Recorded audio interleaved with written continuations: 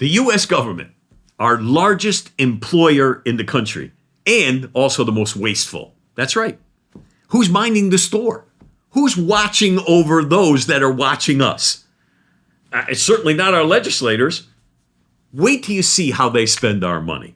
And speaking of spending money, they're spending our money to control you and I. Why?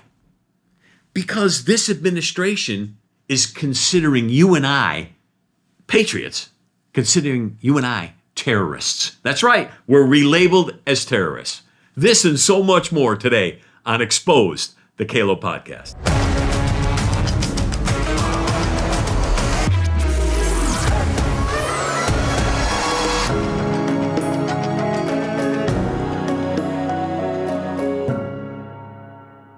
So everybody talks about the United States government, and sometimes we don't realize just how big the government is.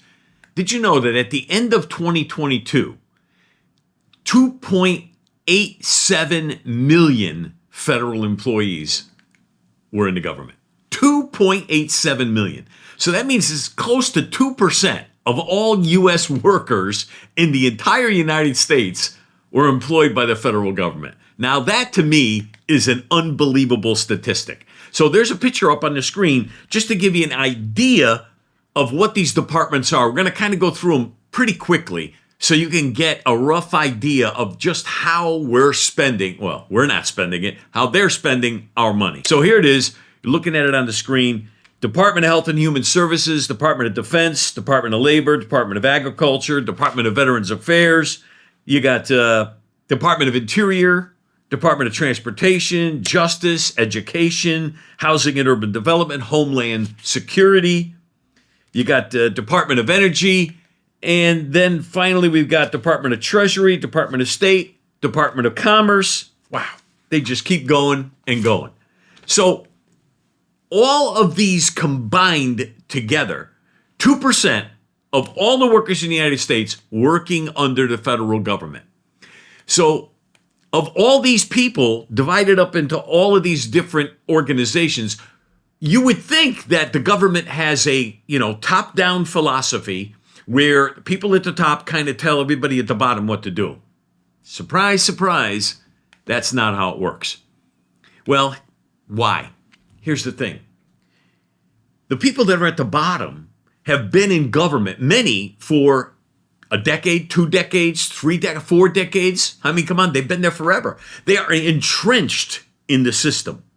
And so this is part of the problem of what we call the deep state. Now, in addition to all of these people we just talked about, 2.9 million employees in the U.S. federal workforce, an additional 80,000 were just hired by the federal government to be IRS agents. Now, they added those a year and a half ago, and within 12 months, they hired them all. I don't know about you, but hiring 80,000 employees seems like a fairly overwhelming task. Well, they did it very quickly. The Inflation Reduction Act was signed into law in August of 22. Okay, so within a year, they had already hired all 80,000 workers. Reduction Act, they hired 80,000 workers. I mean, that doesn't make sense. That's how they name things. They named it the Reduction Act, even though they're increasing. You understand? It's absolutely crazy. That's how the government thinks. So after doing some research, what I found was all of the departments combined and all of the employees combined in the federal government actually adds up to 4,234,163. So which one is it? If you go by the departments and the listings that I just showed you, those are all the departments. You look at all the departments and all the listings, you only come up with 2.9 million, just shy of 3 million. So there's a 1.284 million discrepancy of people. Who are these people and where are these people employed? How many of these are the rogue employees of the deep state? How many are unclassified as what we call dark employees? You know what a dark employee is? Well, that's someone who normally works for one of the intelligence agencies like CIA, FBI or one of the other three-letter agencies. And what they're doing is they are hired on a full-time basis, but they're only called in during specific times. They're assets in the field. So they don't really show on the payroll. Why? Well, because the organization that they work for, like the FBI, CIA, whatever it might be, they hire out to other organizations, which are also government organizations, but they're under a different name. And these assets work for that organization. So it looks like the government is hiring out to a third-party program or an outside contractor, but that's not how it works. There's a lot of backdoor programs, operative programs. And these are called operatives or assets in the field. And they do the kind of work like, well, should I say, the Epstein kind of work. No, I'm not talking about pedophile. I'm talking about the way Epstein hung himself in a jail cell all by himself, supposedly with a sheet. All the cameras were out. No. See, that was done by professionals. And it was done to protect other high-level operatives whose names, more than likely, would be coming out very shortly. And so they had to get rid of them. Now, these people work freely, and they're answerable usually only to one person. One person. Who is that person? We never know. That person works for the CIA, FBI, or one of these other three-letter agencies, and that person answers to one person in that agency, and usually the agency itself, the hierarchy of the agency, the average everyday person that works in the agency, let's say like the FBI, they have no clue. They don't know who these people are. But someone in that agency does know. So they have these little operations that go on inside of the larger organization of the FBI or CIA. And none of these people have accountability to you and I, we the people. Why? Why don't the people in the FBI who hire these people, because that's where they are, we know they're working for the government, why don't they have accountability? It's called plausible deniability. I'm not sure if you've ever heard of that before, but that just means they can say with all purity, yeah, right, with all honesty, no. But they can say that they honestly don't know because they've removed themselves by at least one step from these people, so they really don't know their names or what they do. But there is one person that knows everything. Unfortunately, the average American believes that our elected officials, like Congress, Senate, and President, that they run the government. But my friends, that's not true. That's not what's happening. And the reason why our government is spending so much money is because there are many of these rogue programs, if you will, and they're done on a day-to-day basis, run by the bureaucrats, those that work in the government, the deep state of the government. These are lifelong career people that watch politicians come and watch politicians go. And guess what? They still remain. They are also, if you will, controlling the lifelong politicians like the Bidens, Pelosi's, and Schumer's, and the like. Because these entrenched deep state workers are going to be there well after the politician has left office. And so they actually control the inner workings of the government. So the politicians have to bow, if you will, to these federal employees. So all of our politicians are actually answerable to and work along with the career government people. And you can see that, you can see this happening in the Senate and in the congressional hearings when one of our senators or congressmen, they call somebody in. They call him in for a hearing and they want to depose him. Ask questions, get the answers on record for whatever might be going on. More recently, you might remember things like Mayorkas coming before, Congress and answer. Well, he didn't really answer any questions. He kind of just skated them all. But that's what they do. Okay. And all of the deep state employees are the same way. They skirt around and they know that they really, what's the worst that can happen? They get slapped with a, contempt of Congress or something, and they know that they'll beat that. Because why? Because they work in the system. No, because they are the system. This is where the government is actually putting on for us a carefully choreographed theater, if you will. That's all it is. So when we see those people on TV at the, congressional and Senate hearings, it's just a show. It's a show for us. The American people, the fools, if you will, to them, they think we're fools. We're the ones who pay their salaries, and yet we believe everything that we're told by them.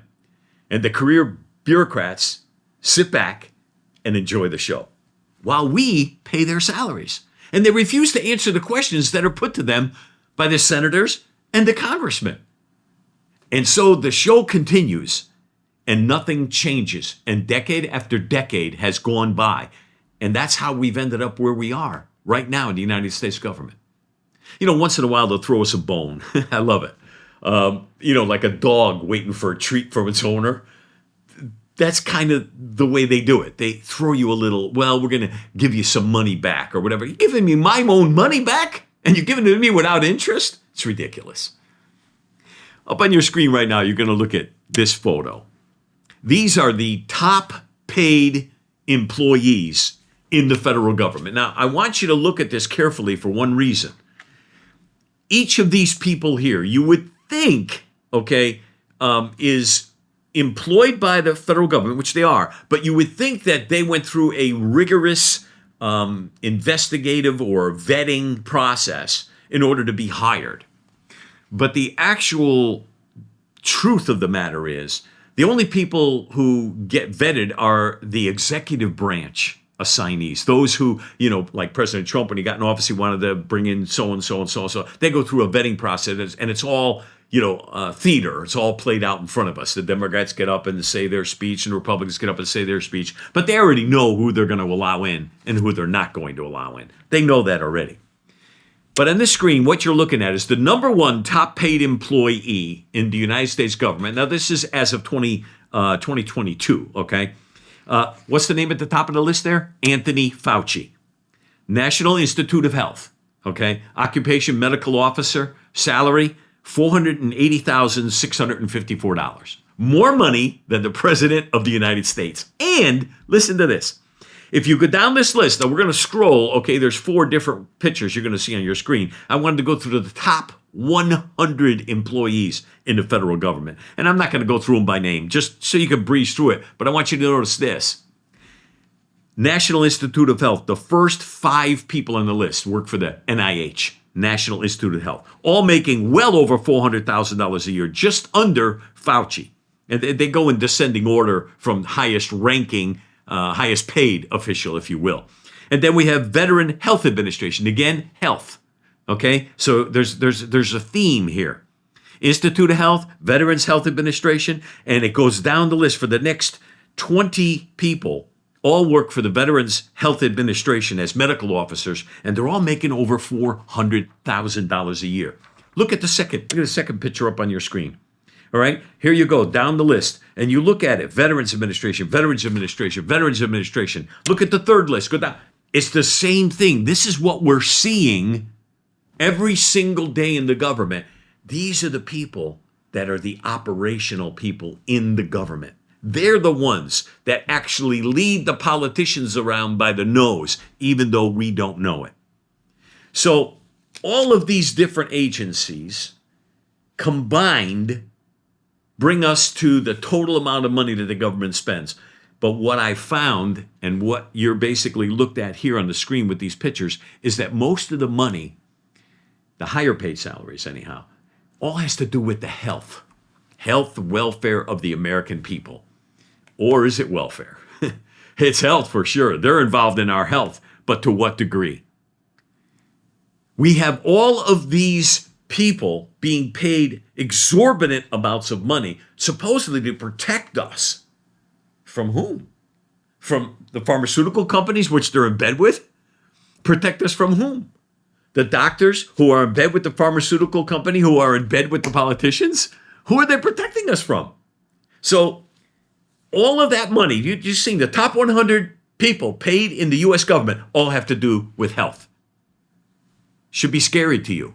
It sure is to me. Then we have all of the other agencies in the government. And you'll look here on the screen and you'll see agency and budget, okay? And you watch this scroll, okay? All our money is being spent where? In all of these departments. So they use the protection as a reason to spend more money. They use the protection. Oh, we have to protect the people. We have to protect and watch over the people. They use that to spend our money. How? The number 2 area, you see number 1 is military. The number 2 area is what? That's right.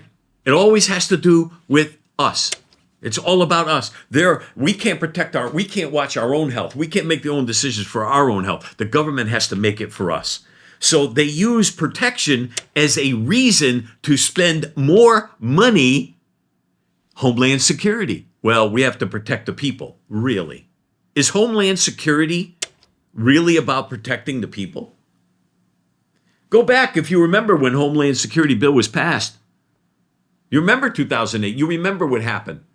You remember what happened in 2001, which was the precursor to all of the new bills that came out. And unfortunately, it was, the Bush family and President Bush, who I really liked, especially at the time. But it wasn't until much later that I realized that the Homeland Security bill is actually a big problem. See, they always do it because they're doing it for us. That's the way they say it. Well, we're doing it to protect you. The second highest budgeted item in the U.S. government, Homeland Security. My friends, it's coming back to bite us. Where's the Homeland Security when it comes to the people coming through our border? Where's Homeland Security right now? Homeland Security is on the side of the cabal and the deep state and the embedded bureaucrats. Do you understand? See, that's what's happening right now. They're allowing hundreds of thousands, millions of people into our border on an annual basis. And it's all done. Why? To protect me? So let me say, you're bringing people into this country to protect me? How are you protecting me by bringing in illegals and, like states like New York, giving them the right to vote? How is that protecting me? And these same people were upset because Trump was a disruptor. Let me tell you, my friends, Trump, he set back the deep state. He set them back literally probably a good decade from the momentum, the forward momentum that they had in moving us towards a one world order, a one world government. And that's the reason why today, at all costs, they cannot allow Trump to get another term. Because if they do, they know that Trump will once again halt everything that's happening in the U.S. government as far as things that can hurt us, we the people. And they're afraid because if Trump is successful, maybe the next guy will want to follow suit and continue in the same principles and practices of Donald Trump. So they cannot allow any outsider like Vivek Ramaswamy, they'll never allow him to be president. They'll be raked over the hot coals, their family, their finances, their reputation will be destroyed, all so that they can maintain their stronghold over you and I. Yeah, that's what it is.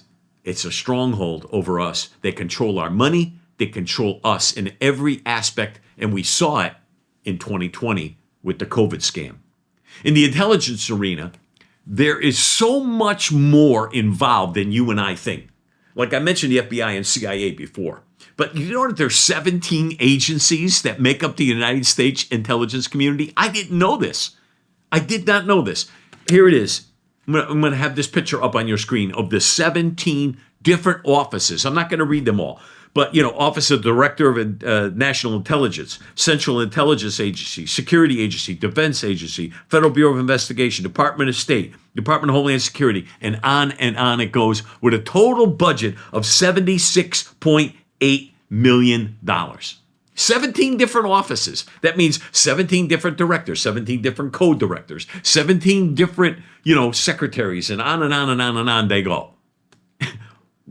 Why do we have so many different agencies when they should all be working under one department and one head that is answerable to the cabinet, which is answerable to the president? Why? Because it would be too easy to be able to see everything that they're doing. They need to have the depth of bureaucracy, the red tape of bureaucracy, so that when the president or a congressman or a senator needs to know about some program or something that they're doing, they can postpone. Well, we need to get this from this department. We need to get, you have to submit a, Freedom of Information request in order to get that information from that department. Oh, you'll have to talk to the head of that department.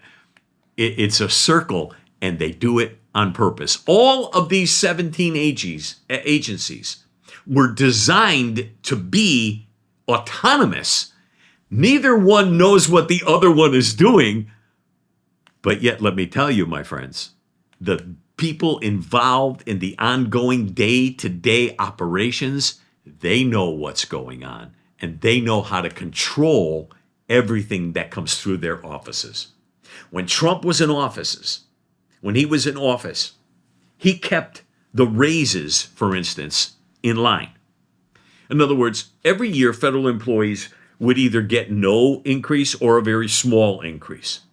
And look at what happened when Biden took over. The picture on your screen, it goes back to 2008. And there what you see is very simple. You see the increase that Biden put in when he got into office. Started off at 2.2%. Next year it went up to 4.7%, the 4.1%, and then 4.7%. I mean, if he kept going in that trajectory, these people would be getting like 4, 5, 6, 7, 8% increases every year on their salaries. And who do you think these people are? These are the deep state workers. These are the ones with their families and their friends that vote for Biden. Why? Because he's the money machine. The Democrats are they're the ones that keep these departments and keep them growing. And then they tell their kids, hey, when you get old, make sure when you get ready for a job, make sure you go and apply here. Go to the federal government. And, your dad works here, your mom works here. I'm sure we can get you in. And of course they can. That's the way it works. The federal government hires more employees. It's what I call the Cookie Monster. And the Cookie Monster never, ever is happy with the amount of cookies that it gets. It always wants more. Largest increase in U.S. history done by President Biden, 4.7% raise. And I'll tell you, when you look at the chart, you go all the way back, like I said, to 2008, you could see some years there was no increases. And 1%. I mean, that's kind of reasonable considering inflation. 4.7%, when the most of us in the workforce, having our own business or doing what we do, we don't get that kind of a raise. Let me tell you something, folks. We are in the most dangerous place in history. And either we see that we're entering into a very deep pit, either we see that, or else we're going to find the United States of America going off the edge of a cliff into a category of being a third world nation. Pretty much like a banana republic. And then from then on, it's pretty much over for us. We lose our strength in the world. We lose our position in the world. And right now, we're considered still to be the strongest nation in the world. But we're losing every single day because our currency is being debased. It's being replaced by China. China wants to become the world reserve currency.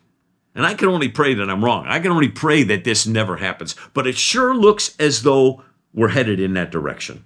That's the way things are headed right now. More and more countries are joining BRICS, okay? And as you know, right now, the 5 countries that started off with BRICS, there's now another 7 or 8 that are looking to become a part of BRICS, and there's another 10 on the horizon that are looking to become a part. And all of them will not be using the dollar as the reserve currency. They're going to be using China. And that's the direction that's leading us in a very, very dangerous place.